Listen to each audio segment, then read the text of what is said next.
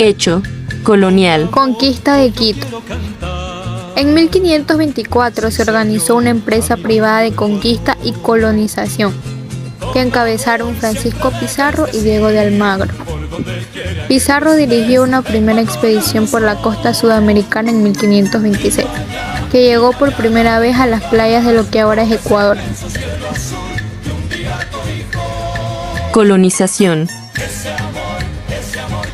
La conquista del actual Ecuador fue emprendida por Sebastián de Benalcázar en 1534, quien tuvo que enfrentar la obstinada resistencia de Rumiñahui y su ejército.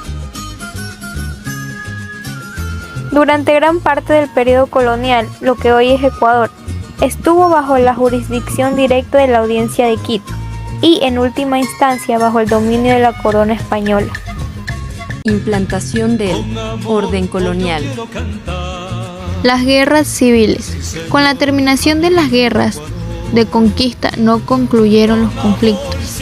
En la misma década de los 30 se dieron enfrentamientos entre los conquistadores. Pizarro, nombrado marqués por el rey de España, disputó con Almagro el control del Cusco y todo el Perú. En 1538 Almagro fue derrotado y ejecutado. Su hijo armó una revuelta y asesinó a Pizarro en 1541. Como el joven Almagro no quería dar cara a las autoridades, fue ejecutado.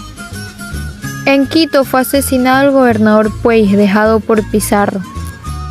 Y triunfó de este modo la causa de la corona. Auge del orden colonial. Entre la última década del siglo XVI y las primeras del siglo XVIII funcionó el Pacto Colonial, que caracterizó al segundo periodo de la época de dominación hispánica. Este segundo periodo del auge del orden colonial se caracterizó por 4 principales escenarios: mitas y obrajes, la sociedad colonial, Estado, Iglesia y cultura, y recuento del periodo. La encomienda fue perdiendo importancia hasta ser suprimida y se consolidó el mecanismo básico de la organización económica, las llamadas mitas. Los llamados obrajes o centros de elaboración de paños se desarrollaron enormemente de manera especial en la Sierra Norte y Centro. En la sociedad colonial se estableció una estructura social muy fuerte, asentada y diferenciada a la desigualdad. La Iglesia Católica es una institución religiosa jerárquica de alcance universal. Como tal, tiene una profunda influencia en carácter político, social y cultural, que ocurren desde el espacio internacional hasta pequeñas localidades. En los años 30 y 50 del siglo XVII hubo dificultades económicas y se acentuó el acaparamiento de tierras por los españoles. Quito fue azotada por sequías y pestes, que obligaron a organizar la atención hospitalaria. Redefinición del orden colonial. Este periodo se dividió en 4 escenarios principales. La crisis de los 1700. El inicio del siglo XVII fue para España y su imperio colonial el inicio de una nueva era. Consolidación del latifundio. Una confluencia de causas externas e internas alentadas por la aplicación de reformas borbónicas definieron lo que en términos generales se ha llamado crisis de los 1700. Y ya a mediados del siglo XVII el latifundio se había consolidado en la región de la Real Audiencia de Quito. Recuento del periodo. El segundo pacto colonial fue un fracaso, ya que la tardía reacción española ante el acelerado desarrollo de la producción capitalista inglesa no pudo cambiar el curso de un proceso que había venido gestándose desde siglos atrás.